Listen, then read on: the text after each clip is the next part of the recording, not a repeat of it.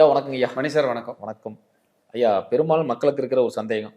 சில பேத்துக்கு மட்டும் அதிர்ஷ்டம் வருது.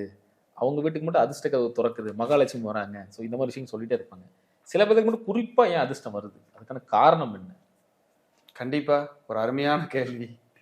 மித்ரா டிவி அன்பர்களுக்கு என் அன்பான வணக்கம், பணிவான வணக்கம். அதிர்ஷ்டங்க சார், ஒரு படத்துல லூஸ் மோகன் சொல்லுவார், அதிர்ஷ்டம் அது இஷ்டத்துக்கு வரும், அது இஷ்டத்துக்கு போகும், அதுக்கு பேர் தான் அதிர்ஷ்டம்னு சொல்லுவார். இப்போ அதிர்ஷ்டங்கிறது எல்லாருக்கும் கிடைச்சிருமா அப்படின்னா எல்லாருக்கும் கிடைக்கிறது இல்லை. விரல் விட்டு எண்ணலாம். அந்த நம்ம ஒரு ஏரியாவில் இருக்கிறோம். அவர் மாடி வீட்டுக்காரர், அவர் பெரிய கோடீஸ்வரம்ப்பா. ஒரு ஆளை சொல்லுவீங்க, ஒரு 100 வீடு இருக்கும். அப்போ அதிர்ஷ்டம் எல்லாத்துக்கும் வர்றதில்லை. ஏன்? ஜாதக ரீதி என்ன காரணம்? அதாவது அதிர்ஷ்டத்துக்கு மெயின் கிரகங்கள் இருக்கு, மெயின் பாவகங்கள் இருக்கு. முதல்ல உங்க முன் ஜென்ம கர்மாவை கணக்கெடுக்கணும். அங்கதான் அதிர்ஷ்டத்தை நம்ம டியூன் பண்றதோ இல்லை இருக்குதான்னு தெரியறதோ நமக்கு பார்க்க முடியும். அப்போ உங்க முன் ஜென்ம கர்மா என்னன்னு பாருங்க. எப்படி சார் பார்க்கணும்? நேரா 9ஆம் இடத்துக்கு போயிருங்க. உங்க லக்னத்திலிருந்து 9ஆம் இடத்துக்கு போயிருங்க. நீங்க இதுல 2 ரூல் சொல்லித்தரேன். ஃபர்ஸ்ட் 9ஆம் இடத்தை பார்க்கணும், 2வது 9ஆம் அதிபதியை பார்க்கணும். 9ஆம் இடத்தில் ராகு, கேது, சனி, சூரியன் இருந்தால், மாந்தி இருந்தால் உங்க அதிர்ஷ்டம் பிரேக் ஆகும். 9 குடையவர்கள் போய் சனியோடு, ராகுவோடு, மாந்தியோடு, அதே போல சூரியனோடு சேர்ந்திருக்கும் போதும் உங்களுடைய அதிர்ஷ்டத்தில் ஒரு பிரேக் வரும். இதுல சூரியன் ஒரு 50%, மீதியெல்லாம் 100% தொந்தரவு பண்ணுவாங்க.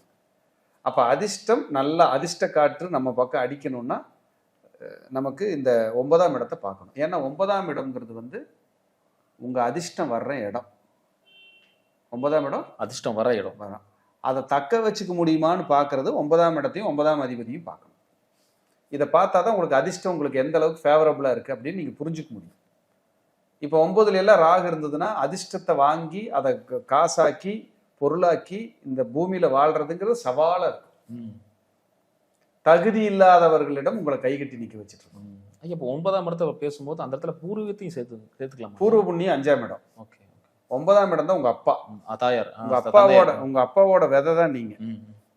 அவர் போட்ட விருட்சம் விதை. இது விருட்சமா வளருமா, பட்டு போயிருமா, இல்ல பாதியில வெட்டி எடுத்துட்டு போயிருவாங்களா, இல்ல ஆசிட் ஊத்தி அழிச்சிருவாங்களா, இல்ல அந்த இடத்துக்கு ஒண்ணும் இல்லையா, இல்ல அந்த மரமே புனிதமா போற்றப்படுமா, இப்படியெல்லாம் நம்ம பார்க்கணும்னா 9ஆம் இடத்தை தான் நீங்க போய் பார்க்கணும். அப்போ 9ஆம் இடம்ங்கிறது அதிர்ஷ்டத்தை குறிக்கக்கூடிய மிக முக்கிய காரணம். 9ஆம் இடம்ங்கிறது ஒரு மனிதனுடைய முற்பிறவியோட கணக்கு. முற்பிறவியோட கணக்கு அது சேமிக்கிற இடம் தான் 9ஆம் இடம். நீங்க முற்பிறவியில செஞ்ச ஒரு கணக்கு இருக்கும்ல, ஏதோ ஒரு நல்லதோ கெட்டதோ என்னமோ ஒன்று இருக்கும்ல, அதை டெபாசிட் ஆகி சேமிக்கிற இடம் தான் 9ஆம் இடம். அந்த 9ஆம் இடத்துக்கு தான் உங்க பார்வை போகணும். உங்க ஜாதகத்தை எடுத்த உடனே இவன் நல்லது பண்ணியிருக்கானா, கெட்டது பண்ணியிருக்கானா, இவர் நல்லா இருப்பாரா, தொந்தரவு பண்ணுவாரா, அப்படிங்கிறத நீங்க அங்கதான் நீங்க பார்த்துக்க முடியும். அப்ப ஜாதகத்தை பார்த்தவுடன் 9ஆம் இடத்துக்கு உங்க பார்வை போச்சுன்னா உங்களுடைய கர்ம கணக்கு எத்தனை சதவீதம் அங்க டெபாசிட் ஆயிருக்குங்கிறத தெரிஞ்சுக்கலாம். 9ஆம் வீட்டை பாவிகள் பார்த்தாலும், 9ஆம் இடத்தில் பாவிகள் இருந்தாலும், 9ஆம் அதிபதியோடு பாவிகள் சேர்ந்து லக்னாதிபதி கெட்டு போயிருந்தாலும் இந்த பிறவியில் போராட்ட வாழ்க்கையை நீங்க ஒண்ணுமே பண்ண முடியாது. இப்போ 9ஆம் இடம் கொடுக்குற அதிர்ஷ்டத்தை 10ஆம் இடத்தை வச்சுதான் உழைப்பின் மூலியமா நம்ம டெவலப் பண்ண முடியும். ஏன்னா 10ஆம் இடம் தான் உழைப்பு. நீங்க ஹார்ட் ஒர்க் பண்றீங்கல்ல, அந்த உழைப்பு 10th பிளேஸ் 12 கட்டத்துல. அப்ப 10ஆம் அதிபதி கெட்டு போய் 9ஆம் அதிபதி மட்டும் நல்லா இருந்தாருன்னா இவனுக்கு எல்லா அறிவும் இருக்கும், எல்லா திறமையும் இருக்கும், எல்லாம் உழைப்பாரு. அந்த உழைப்புக்கு ஒரு மரியாதை, ரெகக்னைஸ், உழைக்கிறதுக்கு புண்ணியம் இல்லாமல் போயிட்டு இருக்கும். அதனாலதான் ஒரு ஜாதகத்துல 9ஆம் அதிபதியும் 10ஆம் அதிபதியும் சேர்க்கை பெற்றால் தர்ம கர்மாதிபதி யோகம்னு சொல்றோம். இப்ப யாருக்காவது குரு சனி சேர்ந்திருந்தாலும் அது தர்ம கர்மாதிபதி யோகம் தான்.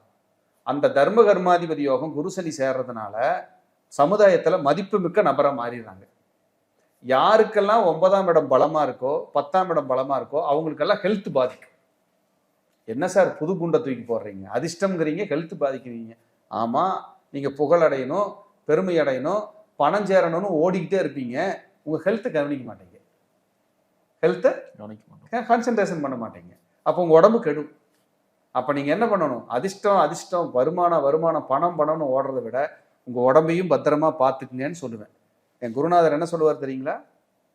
உங்களுக்கு பெயர், புகழ், பணம், கௌரவம், அந்தஸ்து, அதிர்ஷ்டம் எல்லாம் உங்களை நோக்கி வர வர உங்களை சுற்றி இருக்கிறவங்க ஒவ்வொருத்தராக கழுந்துட்டு வெளியில் போயிட்டே இருப்பாங்க பாரு.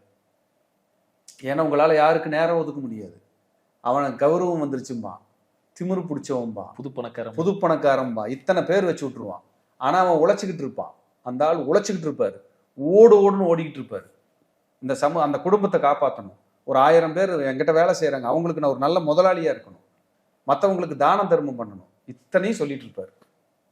அப்போ இதெல்லாம் சொல்லும்போது அவங்க யாரையும் கண்டுக்க முடியாது. கண்டுக்காதவங்களுக்கு இந்த சமுதாயமும் இந்த உலகமும் வைக்கிற பேர் திமிரு பிடிச்சவன், லொல்லு பிடிச்சவன், கண்டுக்க மாட்டான், பணத்திமிரு, பணம் வந்துருச்சு, புது பணக்காரன், இப்படியெல்லாம் பேர் வச்சு விட்டுறாங்க. இது யாருக்கு புரியாதுங்க. புரிஞ்சவங்க நல்லது, புரிஞ்சுக்கிட்டா தான் நல்லது. இல்லைன்னா நீ தான் வயிற்றுலையும் வயலையும் அடிச்சுக்கணும். அவர் எங்கேயோ போயிடுவார், நீ தான் உட்காந்து அடிச்சு வயிற்றுலையும் வயலையும் அடிச்சுக்கிட்டு இருக்கணும். பிளஸ் பண்ணு, முடிஞ்சா பிளஸ் பண்ணு, இல்லையா தள்ளி போயிரு. நீ இன்னொருத்தரை பார்த்து பொறாமப்படாத. என்னைக்குமே புளியை பார்த்த பூனை சூடு போட்டுச்சுன்னா அது புளி ஆகாது. காற்றடித்தால் காகமும் பறக்கும், காகிதமும் பறக்கும். காற்றடித்தால் காகமும் பறக்கும், காகிதமும் பறக்கும். காற்று நின்றால் தான் தெரியும் காகம் எது காகிதம் எது என்று கவிஞர் பா. விஜய் எழுதுனார். இதை கலைஞர் ஒரு மேடையில் படித்தார். காத்தடிக்கும் போது எல்லாம் பறந்துட்டு தான் இருக்கும், காத்து நின்னா தான் சாமி தெரியும் எது காகம் எது காகிதம்னு. அதனால ஆட்டம் போடாத, பிரபஞ்சம் அடக்கி வச்சிரும். அமைதியா இரு, நிறைய உதவி செய், நிதானமா இரு. சோகத்தை இதயத்துக்கும் கர்வத்தை தலைக்கும் ஏற்றக்கூடாது. ஏற்றினோம்னா நம்ம லைஃப் போயிடும். ஃப்ரீயா இரு. காசு வருதா ஆடாத, காசு இல்லையா வாடாத, ரிலாக்ஸ் ஆகு. உனக்கு என்ன தேவையோ இறைவன் கொடுப்பான். இதுதான் என் கான்செப்ட். இதுதான் என் கான்செப்ட். எவ்வளோ பெரிய தத்துவத்தை எளிமையாக சொல்லிட்டீங்க. ஆமாங்க, இது உண்மைதான். இது நான் எல்லா கிளைண்ட்டுகளுக்கும் இதை சொல்லிட்டு இருக்கிறேன். அப்போ 9ஆம் இடம் என்பது மிகச்சிறந்த இடம். அங்கே புண்ணியம் உங்களுக்கு வலுத்தா தான் அதிர்ஷ்டம் வரும். அதிர்ஷ்டம் வந்தால் தான் நீங்கள் ஜெயிக்க முடியும். மற்றவங்களை பார்த்து வயிற்றுலையும் வயல் அடித்து என்ன பண்ணுறது? நமக்கு இங்கே எழுதி இருக்கணும்ல. இது எல்லாத்த விட குருங்கிறவர் நிதானமான வளர்ச்சி. ராகு தான் திடீர் அதிர்ஷ்டம். திடீர் அதிர்ஷ்டம் வரணும்னா ஒருத்தன் இப்போ தூங்கி எந்திரிச்ச உடனே வராது. அதுக்கு தகுந்த தில்லுமுள்ளெல்லாம் பண்ணுவான். அப்போ தில்லுமுள்ளெல்லாம் பண்ணாதீங்க. ஏன்னா ராகு திசை முடிஞ்ச அடுத்து என்ன திசை வரும்? குரு திசை வரும். தில்லுமுள்ளு பண்ண உங்களை திருட்டு பட்டம் கட்டி அடுத்தது இந்த உலகத்துக்கு அடையாளம் காட்டி விட்டுட்டு போயிடும். அதனால மேக்சிமம் நல்லது செய்யுங்க, நல்லா இருங்கன்னு சொல்றேன். அப்போ 9ஆம் இடத்தை நீங்க வச்சுதான் நீங்க எல்லாமே பார்க்கணும். 9ல் பாவிகள் இருக்கு, 9ல் பிரச்சனையா இருக்குது, 9ஆம் இடமே கெட்டு போயிடுச்சுன்னா நீங்க முன்னோர்களுக்கு எப்பவுமே திதி தர்ப்பணத்தை ப்ராப்பரா கொடுத்துக்கிட்டே வாங்க. வருடத்திற்கு ஒரு தடவையாவது குலதெய்வத்துக்கு சக்கரை பொங்கல் வச்சு மாவிளக்கு தீபம் போடுங்க. இதெல்லாம் பண்ணீங்கனாலே உங்களுக்கு அதிர்ஷ்டம் பூஸ்டப் ஆக ஆரம்பிச்சிடும். 9ஆம் இடம்ங்கிறது ட்ரஸ்ட். உங்களால முடிஞ்சா ஏதாவது ஆதரவற்றோர் முதியோர் இல்லங்கள் இருப்பாங்கல்ல, ஆதரவற்ற முதியோர் இல்லங்கள், அதுக்கு மாசமான அமாவாசை அன்னைக்கு உங்க முன்னோர்கள் பெயரில், எப்படி உங்க முன்னோர்கள் பெயரில் உணவு தானம் செய்யுங்க. மதியம் ஒரு நேரம் வடை பாயாசம் 4000 ரூபா கேட்பாங்க. ஒரு 30-40 பேர் இருக்கிற இடத்துக்கு தானம் பண்ணிக்கிட்டே இருங்க. அதிர்ஷ்டம் வரலன்னு எனக்கு கேளுங்க, சொல்லித்தர்றேன். நீங்க என்கிட்ட ஜாதகம் பார்த்தா தான் நான் சொல்லித் தருவேன். அப்படியெல்லாம் நான் எதுவுமே சொல்லலையே. தெரிஞ்சுக்குங்க, வச்சு சாப்பிடுங்க, நல்லா இருங்க. யாரோ கிட்ட ஜாதகம் பாருங்க. எனக்கு ஜாதகம் பார்க்கறதுக்கு நேரம் ஒதுக்குறதுக்கு நேரம் இல்லை. மினிமம் 5 மந்த் ஆகுது மணி சார். கண்டிப்பா 5 மாசம் கழிச்சு தான் என்னால் கொடுக்க முடியுது. அதனாலதான் உங்க உறவுகள், தெரிஞ்சவங்ககிட்ட, நண்பர்கள், குடும்ப ஜோசியர் யார் இருந்தாலும் அங்கே போய் பாருங்க, சந்தோஷமா இருங்க. எங்கிட்ட தான் பார்த்தே ஆவேன் அப்படின்னா வெயிட் பண்ணுங்க. இதான் என்னால் பண்ண முடியுது. அப்படிங்கிறது எந்த மாற்று கருத்துக்கும் இடமே இல்லை. அதிர்ஷ்டம் இவர்களின் வாழ்க்கையில் உயிரோடு உதிரத்தோடு கலந்திருக்க இவர்களின் குலசாமி இவர்களுக்கு துணை நிற்கட்டும் என்பதை சொல்லி மீண்டும் ஒரு நல்ல பதிவிலே சந்திக்கிறேன். நன்றி, வணக்கம், வாழ்க வளர்க. நன்றிங்க. அனைவருக்கும் வணக்கம். அடியேன் அவினாசி ஜோதிலிங்கம், மித்ரா டிவியிலிருந்து. நான் இப்பொழுது அமர்ந்திருக்கின்ற ஆலயம் கும்பாபிஷேகத்திற்கு தயார் நிலையிலே இருக்கின்ற திண்டுக்கல் மாவட்டம் எரியோடு அருகிலே புதுரோடு குஜிலியம்பாறை வட்டம் அங்கிருக்கின்ற மகாசக்தி ஆதி குபேர வாராகி அன்னையினுடைய ஆலயத்தில் இருக்கிறோம்.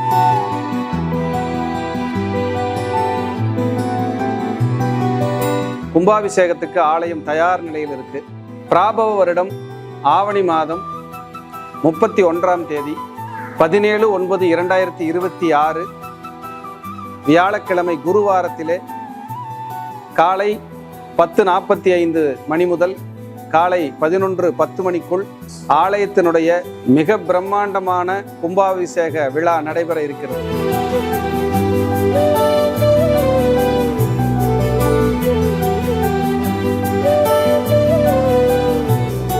இந்த நிகழ்வை பார்த்து கொண்டிருக்கின்ற நீங்கள் இந்த கும்பாபிஷேக விழாவிலே கலந்து கொண்டு உலக நாடுகளில் நீங்கள் எங்கிருந்தாலும் எந்த வெளியூரில் இருந்தாலும் உங்களை எல்லாம் அன்போடு இருகரம் கூப்பி இந்த ஆலயத்திற்கு அடியேன் சார்பாகவும் இந்த கோவில் நிர்வாகத்தின் சார்பாகவும் சக்திவேல் சுவாமிகள் இந்த கோவிலுடைய ஆலய ஸ்தாபகர் அவர் ரொம்ப சிரமப்பட்டு இந்த ஆலயத்தை உருவாக்கி ஒரு அடுத்த கட்டத்துக்கு கொண்டு வந்திருக்காரு. அது ஒரு பிரம்மாண்டமான ஒரு சக்தி அந்த இடத்துல அம்பாள் உட்கார்ந்துருக்காங்க, உயிரோட்டமா இருக்காங்க.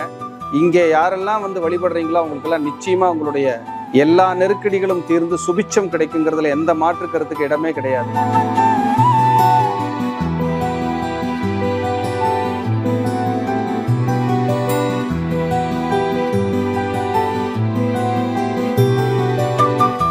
அப்படிப்பட்ட ஆலயத்தில் அடியே அமர்ந்து பேசிக்கிட்டு இருக்கேன்.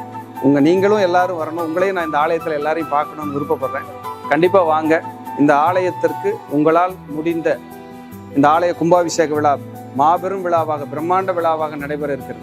இந்த ஆலய கும்பாபிஷேக விழாவிற்காக நிதி உதவி மற்றும் பொருளுதவி நாங்கள் இந்த கோயிலில் பங்கெடுத்துக்கணும் அப்படின்னு நினைக்கிறவங்க டிஸ்கிரிப்ஷனில் இந்த ஆலயத்தினுடைய அக்கௌண்ட் நம்பர் மற்றும் வங்கியினுடைய விவரங்கள் கொடுக்கப்பட்டிருக்கு. ஆலயத்தினுடைய கோயிலுடைய அக்கௌண்ட் நம்பரே இருக்குங்க. நீங்கள் அதுக்கு தாராள நிதி உதவியும் பொருளுதவியும் செய்து உங்களுடைய பங்களிப்பையும் கொடுத்து அன்னையினுடைய பேரொருளை பெறுமாறு மீண்டும் ஒரு முறை உங்களை எல்லாம் அன்போடு நான் கேட்டுக்கொள்கிறேன். அதே போல் இந்த கும்பாபிஷேக விழா என்பது சாதாரண விஷயம் அல்ல. கோபுர தரிசனம் என்பது கோடி புண்ணியம் என்று சொல்வார்கள். குரு பார்க்க கோடி புண்ணியம், அதே போல கோபுர தரிசனம் என்பது கோடி புண்ணியம். அப்படிப்பட்ட ஒரு நல்ல நிகழ்வுக்காக உங்களை நான் அழைக்கிறேன். எல்லோரும் இந்த விழாவிலே கட்டாயம் கலந்து கொள்ள வேண்டும். இந்த ஆலய விழா நிறைய இடங்களுக்கு செல்ல இருக்கிறது, ஒளிபரப்பாக, நேரடி ஒளிபரப்பாக. அதே போல நேரடியாக நீங்கள் அனைவரும் இந்த ஆலயத்திலே பெரும் பங்களிப்பை செலுத்த வேண்டும், அன்னையினுடைய ஆசீர்வாதத்தை பெருமளவு வாங்க வேண்டும் என்பதை மீண்டும் இந்த ஆலயத்தில் அமர்ந்து அடியேன் அவினாசி ஜோதிலிங்கத்தின் சார்பாகவும் மித்ரா டிவி, மந்த்ரா டிவி, பக்தி யுகம், வாராகி ஜோதிடம் சார்பாக உங்களை எல்லாம் மீண்டும் இருகரம் கூப்பி அன்போடு அழைக்கின்றேன். அனைவரையும் நான் மிக பிரம்மாண்டமான கும்பாபிஷேக விழாவிலே சந்திக்க ஆவலாக இருக்கிறேன். நன்றி, வணக்கம், வாழ்க வளர்க.